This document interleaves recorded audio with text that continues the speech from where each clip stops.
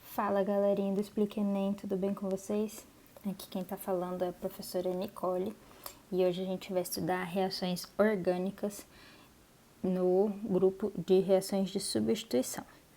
Primeira coisa que eu queria dizer é que química orgânica normalmente as pessoas veem como um bicho de 7 cabeças e eu queria que vocês tirassem isso da cabeça e tentassem ver química orgânica como um jogo de encaixar, certo? Principalmente as partes de reações, que vocês vissem como jogos de encaixe, onde você tira uma peça e encaixa outra. Tudo bem? Fiquem com esse conceito na cabeça e vamos tentar entender a aula. Vamos lá. Introdução. Qual é a diferença principal entre as reações orgânicas e as inorgânicas?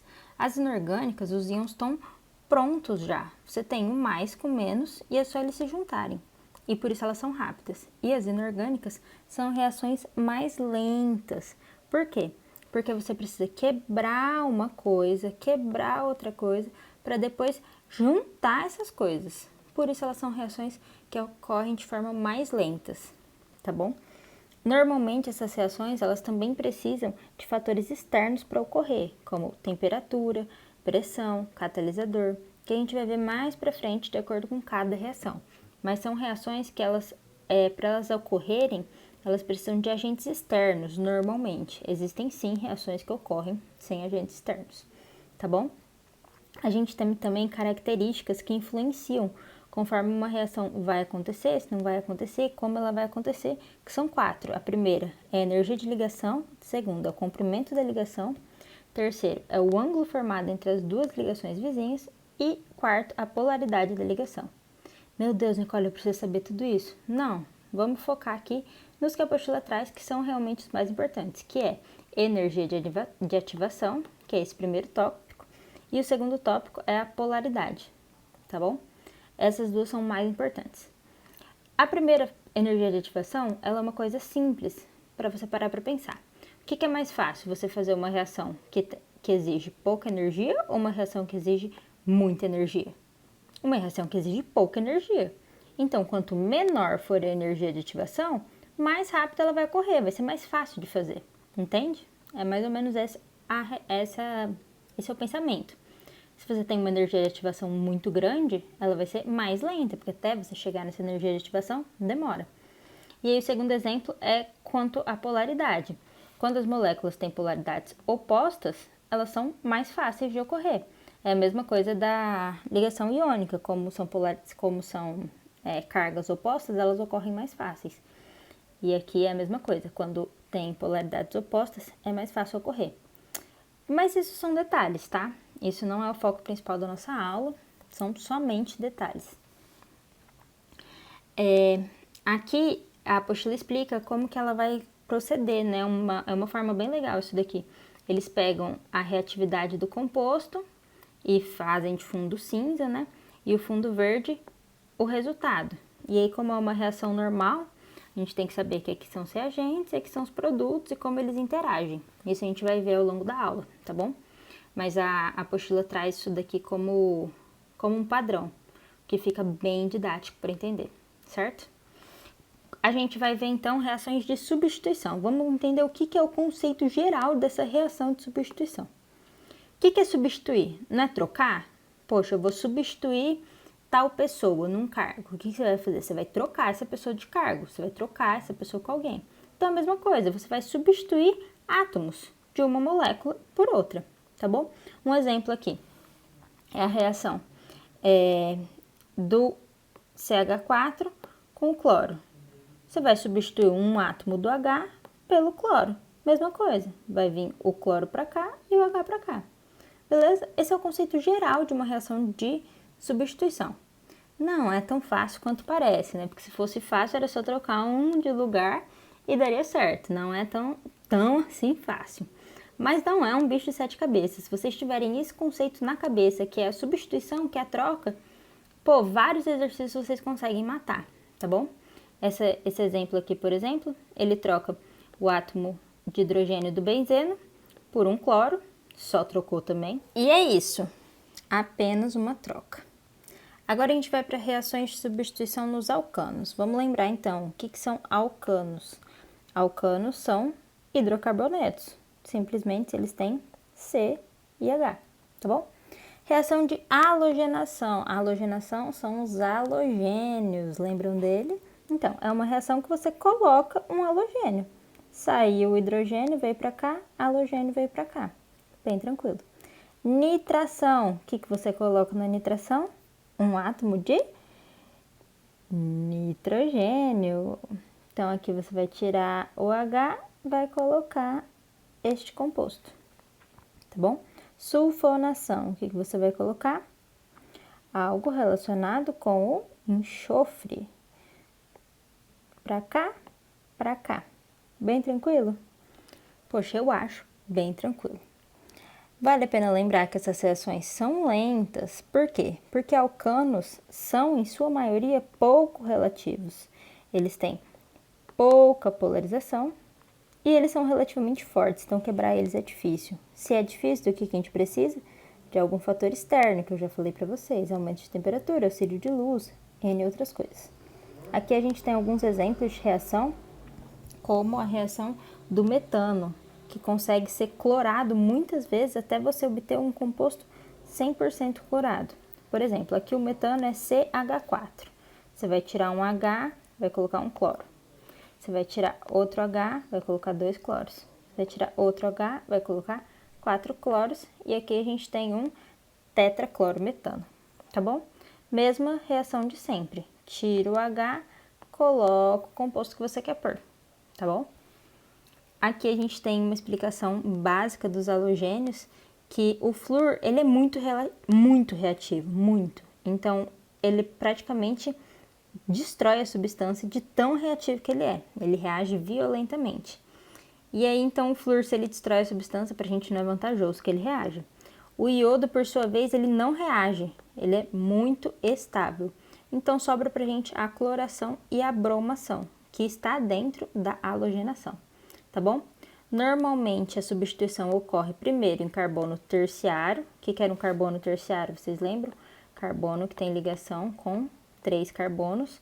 Depois nos carbonos secundários, que tem ligação com 2 carbonos. E por fim nos carbonos primários, que são os carbonos que têm ligação só com um carbono. Tá bom?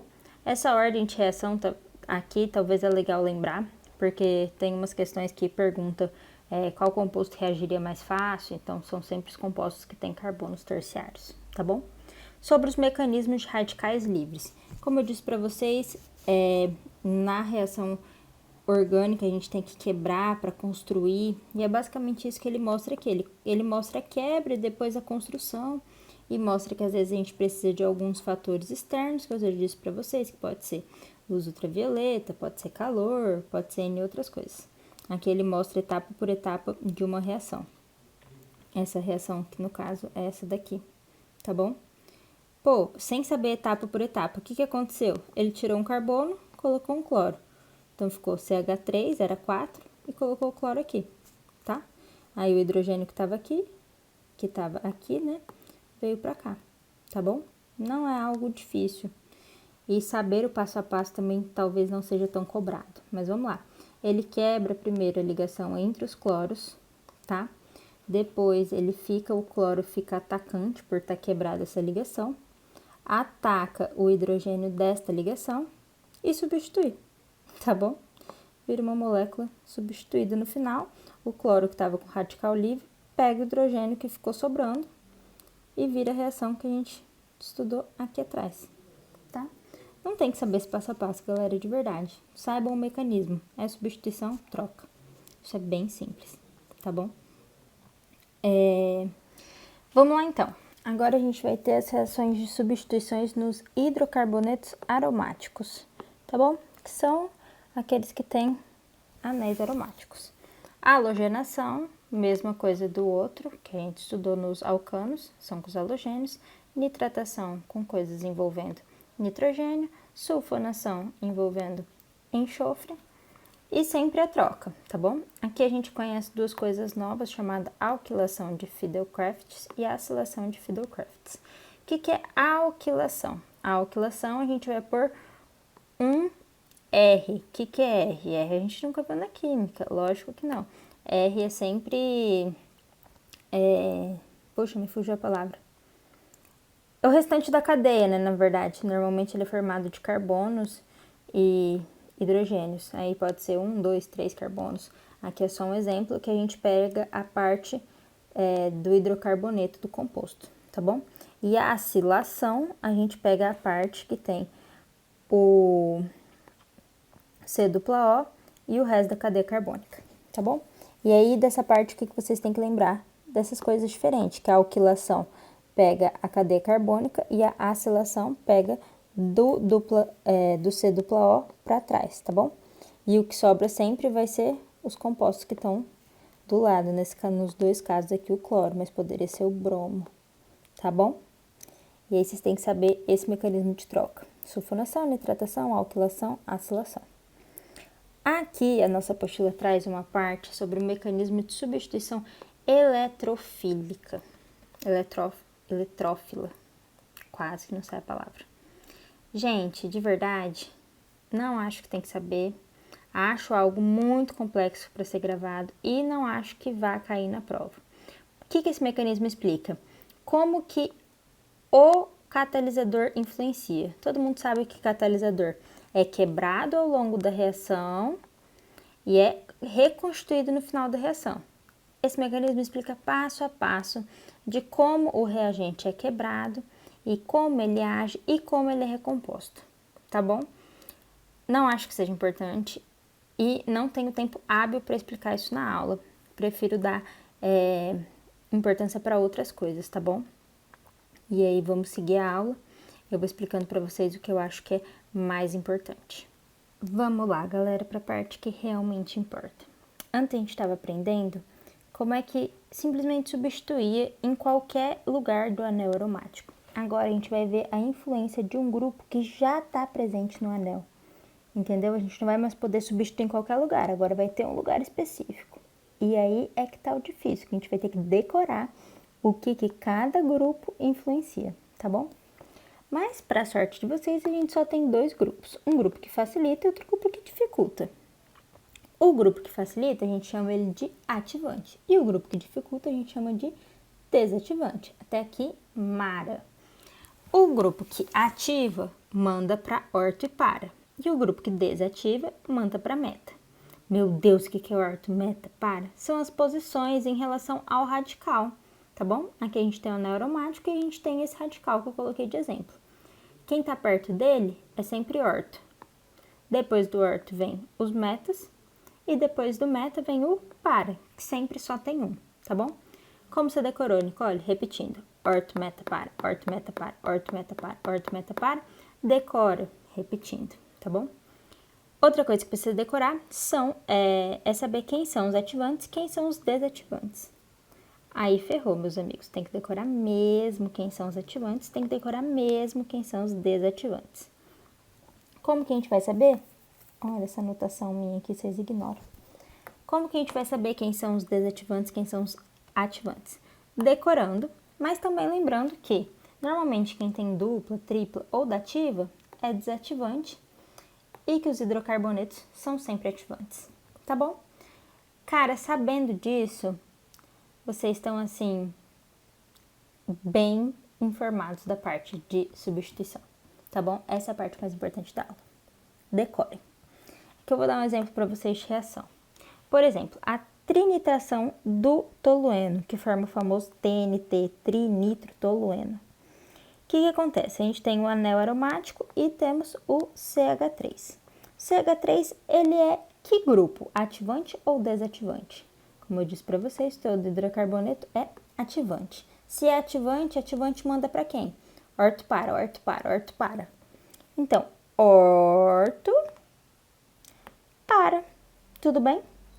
Como são 3 mesmo, vai ocupar as 3 posições. Então, a gente vai ter um NO2 aqui, um NO2 aqui, um NO2 aqui. Não podemos esquecer CH3 aqui, tá bom? Se fosse só um nitro, poderia ser aqui, aqui ou aqui. Tanto faz. Ele manda, ele dirige para essas posições. E essa é a parte mais importante da aula. Tem que decorar essas duas tabelinhas aqui, tá bom, galera? Ou ao menos lembrar das dicas que eu dei. Que ligações duplas são desativantes, hidrocarbonetos são ativantes, tá bom? Essa parte aqui, ela fala a mesma coisa daqui de trás, só que com outras palavras, tá bom? Por exemplo, efeito indutivo, a gente estava chamando de efeito ativante. Eles doam o elétron, isso é, eles empurram o par eletrônico, eles ficam, pelo amor de Deus, pega esse par eletrônico, empurrando o par eletrônico. Então, eles ativam. Simples. Já os receptores de elétron, eles puxam o elétron para si. Se eles puxam o elétron para si, eles não querem soltar. O que eles fazem com a reação? Desativam. E aqui entra mais uma galerinha para vocês decorarem.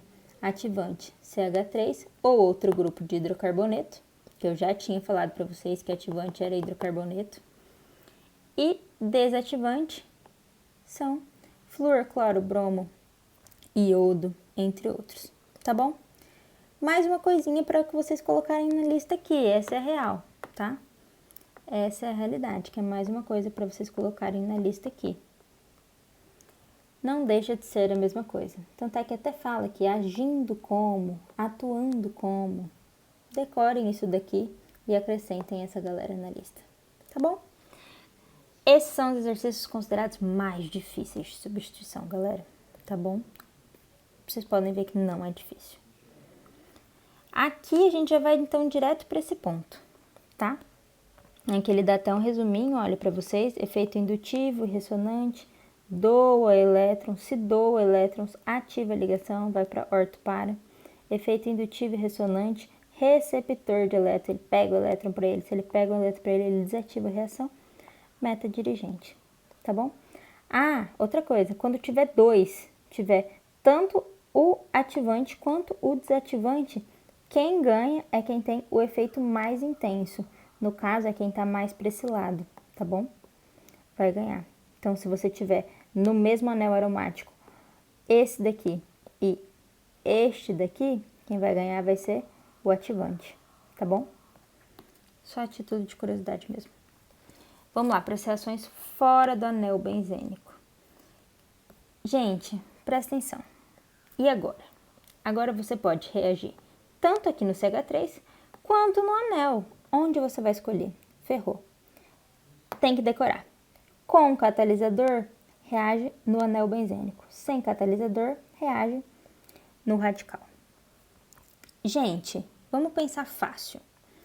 O anel benzênico, ele está tendo toda uma ressonância de elétrons aqui dentro. Não é muito mais difícil você tirar um hidrogênio de um lugar que está tendo uma ressonância de elétrons, que está tudo em harmonia? É muito mais difícil. Então, precisa de catalisador. Toda vez que tiver o catalisador, tira do anel. Lá em cima, o hidrogênio está mais livre, ele não tem ressonância. Então, ele sai sem o catalisador. Tá bom? Super simples, eu considero. Você vai ter exemplos de reações, né? Que ele te dá o tolueno, te dá um cloro, e aí fala, essa reação aconteceu com catalisador, qual vai ser o produto? Vai ser esse daqui. Essa reação aconteceu sem catalisador, qual vai ser o produto? Vai ser esse daqui. Beleza? Gente, como a gente tem um tempo estipulado para cada vídeo, para não ficar cansativo para vocês e para a gente também aprender a condensar as informações que realmente importam, eu vou parar meu vídeo por aqui. Não vou explicar daqui para baixo. Por quê? Porque, cara, são coisas muito raras de cair, tá bom? Vamos focar no que realmente importa, que é o que foi explicado até agora. Daqui pra frente, vocês lendo, eu acredito que vocês vão conseguir entender, mas de todo jeito, o que vocês viram até aqui é o suficiente para responder 90% das questões de substituição de reação orgânica, tá bom? Se fosse para vocês estudarem uma parte a mais, além disso que eu falei para vocês na aula, eu falaria para vocês darem uma olhadinha nessa parte aqui, que é a sequência das substituições mais fáceis, tá? Elas ocorrem primeiro no terciário, segundo no secundário, depois no primário. Mas isso, de alguma maneira, eu já falei pra vocês lá atrás, em outro tipo de reação, tá bom? O resto, galera, é praticamente a mesma coisa. Aqui, ele vai falar de coisas que são positivas com negativas e que trocam. com positivo e com negativo. Já expliquei para vocês com outras palavras, né? Aqui a mesma coisa. Essa regra aqui que mostra pra gente saber quais compostos têm também o caráter aromático, ela é bem fácil. Você pega isso daqui e ele tem que ser um número inteiro. E aí esse N, ele é a quantidade de elétrons. Por exemplo, aqui o benzeno, que tem 3 duplas, ele tem 6 elétrons. Aí você vai colocar a fórmula 4N igual a 2, 4N mais 2 igual a 6 e vai achar o N inteiro. Se o N é inteiro, o composto é aromático. Beleza, gente? Vou ficar por aqui a aula de hoje. Espero que vocês tenham entendido e que saibam organizar o que realmente importa nessa aula, tá bom? Até a próxima!